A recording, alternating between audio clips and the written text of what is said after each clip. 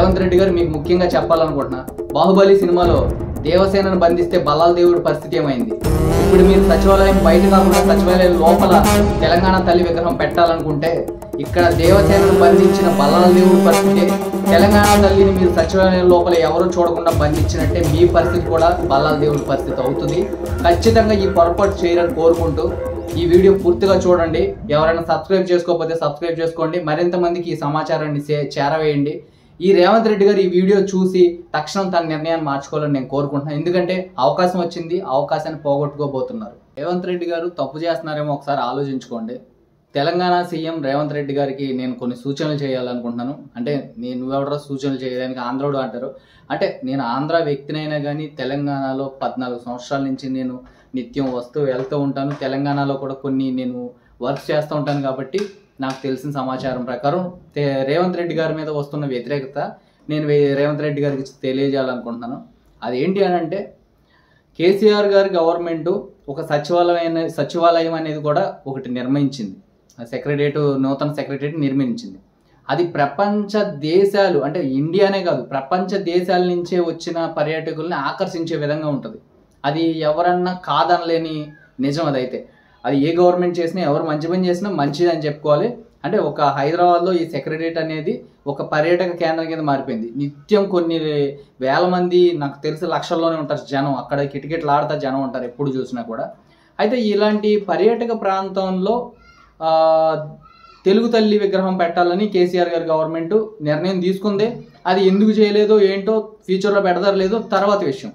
అయితే ఈ గ్యాప్లో రేవంత్ రెడ్డి గారి గవర్నమెంట్ ఎవరైతే మాజీ కాంగ్రెస్ నేత ఉన్నారో, మాజీ ప్రధాని ఉన్నారో, రాజీవ్ గాంధీ గారి విగ్రహం తీసుకొచ్చి రేవంత్ రెడ్డి గారి కాంగ్రెస్ గవర్నమెంట్ పెట్టడం జరిగింది. ఇప్పుడు ఇది ప్రజల్లో వ్యతిరేకత వచ్చి, అదేంటి తెలుగు తల్లి, మన తెలంగాణ తల్లి గురించి తెలియాలి కదా ప్రజలందరికీ. మన తెలంగాణ తల్లి గురించి, మన ఎవరైతే తెలంగాణ కోసం అమరవీరులు చనిపోయారో వాళ్ళని స్మరించుకుంటూ ఇక్కడే తెలంగాణ తల్లి విగ్రహం పెట్టాలని కేసీఆర్ గవర్నమెంట్ కోరితే, ఈ తెలంగాణ తల్లి విగ్రహాన్ని తీసుకెళ్లి సెక్రటరియట్ లోపల పెడతా అని చెప్తున్నారు. ఈ వ్యతిరేకత వచ్చిన తర్వాత ఇదేంటి అని చెప్పి మళ్ళీ ఇంకొక చర్చ స్టార్ట్ అయింది. రాజీవ్ గాంధీ గారి విగ్రహం ఎప్పుడైతే మీరు పెట్టారో అప్పటి నుంచి ఒక చర్చ ఏం స్టార్ట్ అయింది. తెలంగాణ తల్లి విగ్రహం ఎందుకు తీసేశారు, రాజీవ్ గాంధీ గారి విగ్రహం ఎందుకు పెట్టారు అంటే, ఏ గవర్నమెంట్ ఉంటే ఆ గవర్నమెంట్ వాళ్ళు పెడతారా? రాజీవ్ గాంధీ గారు ఎవరు? అసలు తెలంగాణ తల్లి కన్నా తెలంగాణ సంస్కృతి, తెలంగాణ సాంప్రదాయం తెలిపే తెలంగాణ తల్లి విగ్రహం కన్నా రాజీవ్ గాంధీ విగ్రహం గొప్పదా అని చెప్పేసి తెలంగాణ ప్రజల్లో కొంచెం వ్యతిరేకత అయితే వచ్చింది. కాంగ్రెస్ వ్యక్తులు కూడా కొంత వ్యతిరేకత చూపిస్తున్నారు ఈ రేవంత్ రెడ్డి గారి గవర్నమెంట్ మీద, కాంగ్రెస్ గవర్నమెంట్ మీద. అయితే ఈ క్రమంలో ఈ వ్యతిరేకతని అబ్జర్వ్ చేసి రేవంత్ రెడ్డి గారి గవర్నమెంట్ ఏం చేసిందంటే, మేము సెక్రటరియట్ లోపల అంటే సచివాలయం లోపల పెడతాం తెలంగాణ తల్లి విగ్రహం, మీరు ఎవరు అధైర్యపడద్దు, కేసీఆర్ బయట ఎండలో పెడతానంటే నేను లోపల పెడతాను సచివాలయం లోపలని ప్రగల్భాలు పలుకుతున్నారు రేవంత్ రెడ్డి గారు. రేవంత్ రెడ్డి గారు ఒక్కసారి ఆలోచించండి. వ్యతిరేకత వచ్చినప్పుడు మీరు ఆపోజిట్లోనూ లేకపోతే పక్కన సైడ్ బై సైడ్ తెలంగాణ తల్లి విగ్రహం కూడా పెడదాం త్వరలో అని చెప్పి స్టేట్మెంట్ ఇచ్చుంటే బాగుండేది. ఇంత కాంట్రవర్సీ, ఇంత వ్యతిరేకత వచ్చి ఉండేది కాదు.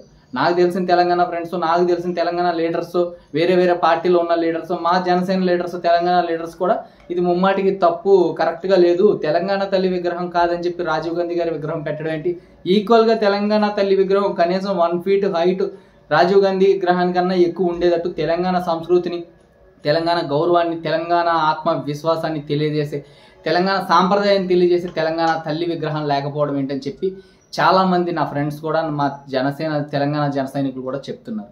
ఈ టాపిక్ గురించి నేను మాట్లాడడానికి ముఖ్య కారణం ఏంటంటే, రేవంత్ రెడ్డి గారు సూపర్ 6 అమలు చేశారు. ఆంధ్రాలో కూడా సూపర్ 6 అనేది కూటమి గవర్నమెంట్ అమలు చేయబోతుంది. కొన్ని అయితే అమలు చేస్తున్నారు. అయితే ఈ క్రమంలో మీరు పరిపాలన మీద, ప్రజలకు ఏం కావాలో వాటి మీద దృష్టి పెట్టి గత ప్రభుత్వాలు ఏం చేయలేదో వాటిని మీరు చేసే విధంగా చేస్తే నెక్స్ట్ టర్మ్కి, అంటే అక్కడ ఆంధ్రాలో కావచ్చు, ఇక్కడ తెలంగాణలో కావచ్చు, ఎవరైనా సరే ఇచ్చిన హామీలు నెరవేర్చినప్పుడే నెక్స్ట్ టర్మ్ రెండో ఛాన్స్ అనేది ఇస్తారు. గతంలో కూడా చూసాం, కేసీఆర్ గారు వచ్చినప్పుడు ఇచ్చిన హామీల కన్నా ఎక్కువ చేశారని ఒక ఛాన్స్ ఇచ్చారు.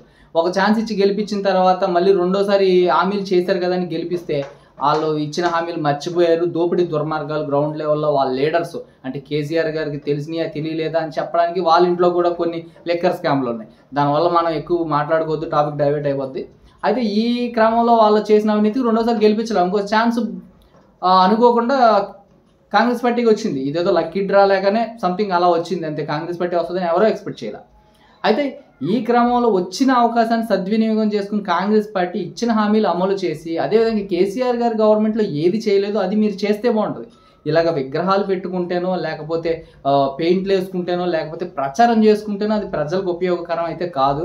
మన పక్కన రాష్ట్రం ఆంధ్రప్రదేశ్లో చూస్తే ప్రచారం పిచ్చితోటి, విగ్రహాలు పిచ్చితోటి, ఎక్కడ చూసినా వైసీపీ రంగులేసి, ఆఖరికి మహాత్మా గాంధీ గారి దిమ్మకు కూడా జాతీయ జెండాను పీకేసి వాళ్ళు రంగులు వేసుకుని, గణతంత్ర దినోత్సవం, స్వాతంత్ర దినోత్సవం రోజు కూడా జాతీయ జెండాకి బదులు వీళ్ళ జెండా రంగులు వేసుకుని వీళ్ళు సెలబ్రేట్ చేసుకుంటారు వైసీపీ వాళ్ళు. ఏమైంది ఈరోజు 151 నుంచి 11కి పడేశారు ప్రజలు. అలాగే మీ గవర్నమెంట్ని కూడా వచ్చే ఎన్నికల్లో, మళ్ళీ నెక్స్ట్ టర్మ్ వచ్చే 2028-29లో వచ్చే ఎన్నికల్లో మీ గవర్నమెంట్కి మనుగడ ఉండాలి, మిమ్మల్ని ప్రజలు నమ్మాలి అంటే ఇచ్చిన హామీలు నెరవేర్చడంలోనూ, అదేవిధంగా గతం ప్రభుత్వంలో దగాపడ్డ ప్రజలకి మీరు న్యాయం చేయడంలోనూ మీ నిబద్ధత, నీతి, నిజాయితీ అనేది ప్రూవ్ చేసుకుంటే ప్రజలు మరొక ఛాన్స్ ఇస్తారు. ఖచ్చితంగా తెలంగాణ తల్లి విగ్రహం బయట పర్యాటక ప్రాంతంలో పెట్టి వచ్చిన పర్యాటకులకి, అంటే ఇతర రాష్ట్రాలు, చుట్టుపక్కల రాష్ట్రాల నుంచే కాకుండా, మన దేశంలో ఉన్న ప్రజలనే కాకుండా ఇతర దేశాల నుంచి వచ్చిన ప్రజలకు కూడా మన తెలంగాణ తల్లి, తెలంగాణ కట్టు బొట్టు, సాంప్రదాయం, నీతి, నిజాయితీ, ప్రజలు ఎలా ఉండేవారు, మన విలువలు ఎలా ఉండేవి అని తెలియజేయడానికి మన తెలంగాణ తల్లి విగ్రహం పెడితే బాగుంటుందని నేనైతే కోరుతున్నా. నేను ఒక ఆంధ్ర అయినా కానీ, తెలంగాణ అయినా కానీ, ఆంధ్ర తెలంగాణ కలిసి ఉన్నప్పుడు ఉన్న వ్యక్తిని నేను ఇక్కడ అన్నదమ్ముల్లాగా ఉంటాం. మన తెలంగాణ తల్లికి తెలంగాణ కూడా చాలా రెస్పెక్ట్ ఇస్తాను నేను. తెలంగాణ డివైడ్ అయ్యి ఆంధ్ర డెవలప్ అవుతుంటే అక్కడ కూడా మనకు ఉపాధి అవకాశాలు పెరిగితే అక్కడ జనాలకి, ఇక్కడ జనాలకు కూడా ఉపాధి అవకాశాలు వస్తాయి. ఇక్కడ పడిపోతున్నారు ఆంధ్ర ప్రజలందరూ వచ్చి, ఇక్కడ తెలంగాణ పీపుల్కి ఉపాధి అవకాశాలు తగ్గిపోతున్నాయని బాధపడే వ్యక్తులు నేను ఒకడిని. ఖచ్చితంగా తెలంగాణ అయినా ఆంధ్ర అయినా సరే సంస్కృతులకి సంబంధించి, స్వాతంత్ర సమరయోధులకి సంబంధించి వాళ్ళకి విగ్రహాలు పెట్టుకుంటే బాగుంటుంది. ఇలాగ రాజీవ్ గాంధీ గారు కాంగ్రెస్ వచ్చినప్పుడు రాజీవ్ గాంధీ గారిది, బీజేపీ వచ్చినప్పుడు మోదీ గారిది, కేసీఆర్ గారు వచ్చినప్పుడు కేసీఆర్ గారిది పెట్టుకోవడం కాకుండా తెలంగాణ కోసం పాటుపడ్డ వ్యక్తులు తెలంగాణలో, ఆంధ్ర కోసం పాటుపడ్డ వ్యక్తులు ఆంధ్రలో పెట్టుకుంటే బాగుంటుంది. అది ఏ స్టేట్లోనైనా సరే. ఈ విధంగా ముందుకెళ్తే ప్రభుత్వాలు రెండో ఛాన్స్ ఇచ్చి ప్రజలు గెలిపిస్తారు. కాదు కూడదు ఇలాగే ఉంటాం మేము, మా ఇష్టం, మా గవర్నమెంట్ అనుకుంటే జగన్మోహన్ రెడ్డి గారే ఎగ్జాంపుల్. అఖండమైన మెజారిటీ ప్రజలు ఇస్తే అట్టర్ ఫ్లాప్ అయిపోయి ఈరోజు 11 సీట్లతో అసెంబ్లీకి రావాలంటేనే భయపడుతున్నారు, రావట్లా పారిపోతున్నారు. సో ఇదండి రేవంత్ రెడ్డి గారు. మీరు కూడా భవిష్యత్తులో మీ మనుగడ ఉండాలి, వ్యతిరేకత ఉండకూడదు. మీకు ప్రజల్లో మన్ననలు పొందాలంటే విగ్రహాల మీద పెట్టే దృష్టి, పరిపాలన మీద పెట్టి, డెవలప్మెంట్ మీద పెట్టి, రూరల్ ఏరియాస్లో ఇప్పటికీ చూస్తే తెలంగాణలో చాలామంది గుడిసెల్లో ఉంటున్నారు. వాళ్ళకి ఇల్లు కట్టించడం కానీ, లేదంటే రోడ్లు వేయించడం కానీ, చాలా చోట్ల రోడ్లు అస్తవ్యస్తంగా ఉంటాయి. రోడ్లు కానీ, నీటి సదుపాయం తెలంగాణలో ఎస్పెషల్లీ రూరల్ ఏరియాలో కాదు, అర్బన్ ఏరియాలో కాదు, ఎక్కడ చూసినా నీటి ఎద్దడి అనేది ఎక్కువ, నీరు దొరకదు. వాటికి సొల్యూషన్స్ చూడండి. చిన్నపాటి వర్షానికే డ్రైనేజీలు పొంగి పొర్లుతున్నాయి, కొట్టుకుపోతున్నారు జనాలు, ఎంతోమంది ప్రాణాలు పోయింది నిన్న మొన్నటి వర్షాల్లో కూడా. వీటి మీద దృష్టి పెట్టి డ్రైనేజీ వ్యవస్థని గత ప్రభుత్వాలన్నీ కూడా సాల్వ్ చేయలేకపోయినాయి. మీ ప్రభుత్వంలో కాంగ్రెస్ మళ్ళీ ఒక అవకాశం వచ్చింది, దశాబ్దాల తర్వాత.